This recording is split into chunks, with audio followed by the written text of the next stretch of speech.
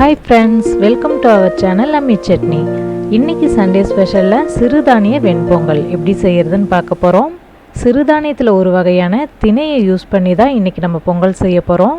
இந்த திணை பொங்கல் அரிசி பொங்கல் மாதிரியே டேஸ்டாவும் வாசமாவும் நல்லா இருக்கும். இதை இப்போ எப்படி செய்யறதுன்னு பார்க்கலாம். திணை வெண்பொங்கல் செய்யறதுக்கு 1 கப் அளவுக்கு திணை எடுத்துருக்கோம். இதை ஒரு பவுல்ல மாத்திக்கலாம். அதே கப்பாலேயே 1 கப் அளவுக்கு பாசிப்பருப்பு சேர்த்துக்கலாம். இதில் தண்ணி சேர்த்து 2-3 தடவை நல்லா வாஷ் பண்ணிவிட்டு அதுக்கப்புறம் தண்ணி ஊற்றி 1 மணி நேரம் வரைக்கும் ஊற வச்சிடலாம்.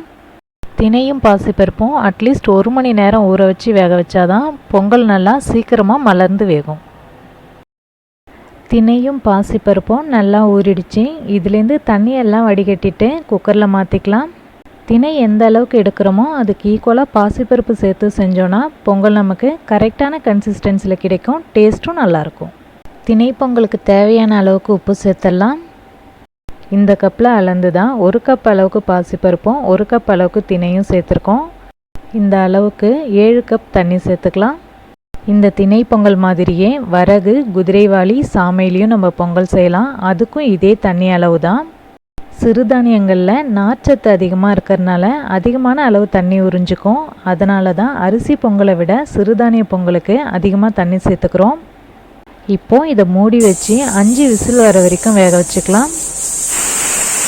5 விசில் வந்ததும் ஸ்டவ்வை ஆஃப் பண்ணிவிட்டு 10 நிமிஷம் ரெஸ்டிங் டைம் விட்டு அதுக்கப்புறம் ஓப்பன் பண்ணலாம். பொங்கலுக்கெலாம் நல்லா குழைவாக வேக வச்சா தான் நல்லாயிருக்கும். அதனால் உங்கள் குக்கரில் எத்தனை விசில் வச்சா நல்லா வேகுமோ அத்தனை விசில் வச்சு வேக வச்சுக்கோங்க.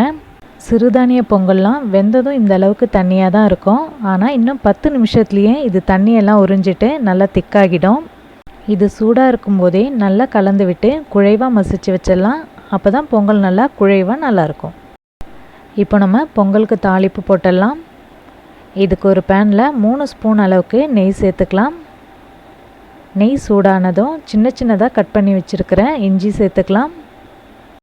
இஞ்சியோட பச்சை ஸ்மெல் போகிற வரைக்கும் கொஞ்சம் நேரம் வதக்கிக்கலாம். இப்போது இதில் சேர்க்கறதுக்காக 1 ஸ்பூன் மிளகை 1க்கு பாதியாக தட்டி வச்சுருக்கோம். அதையும் சேர்த்துடலாம்.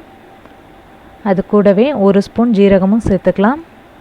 மிளகை முழுசாக போடாமல் அம்மியில் வச்சு லைட்டாக தட்டிட்டு போட்டோன்னா பொங்கல் நல்லா வாசமாக நல்லாயிருக்கும். மிளகு ஜீரகம் வதங்கினதும் வாசனைக்காக 1 கொத்து கறிவேப்பிலை சேர்த்துக்கலாம். இது எல்லாத்தையும் வதக்கிறதுக்கு 3 ஸ்பூன் அளவுக்கு நெய் சேர்த்துருக்கோம். இது சரியாக இருக்கும். நீங்கள் தேவைப்பட்டதுன்னா அதிகமாக கூட சேர்த்துக்கலாம். கறிவேப்பிலை வதங்கினதும் எல்லாத்தையும் பொங்கலில் சேர்த்துடலாம். திணை பொங்கலில் முந்திரி பருப்பை வறுத்து சேர்த்தோன்னா இன்னும் டேஸ்ட்டாக நல்லாயிருக்கும். அதனால் 1 ஸ்பூன் அளவுக்கு நெய் சேர்த்து முந்திரி பருப்பை வறுத்து எடுத்துக்கலாம்.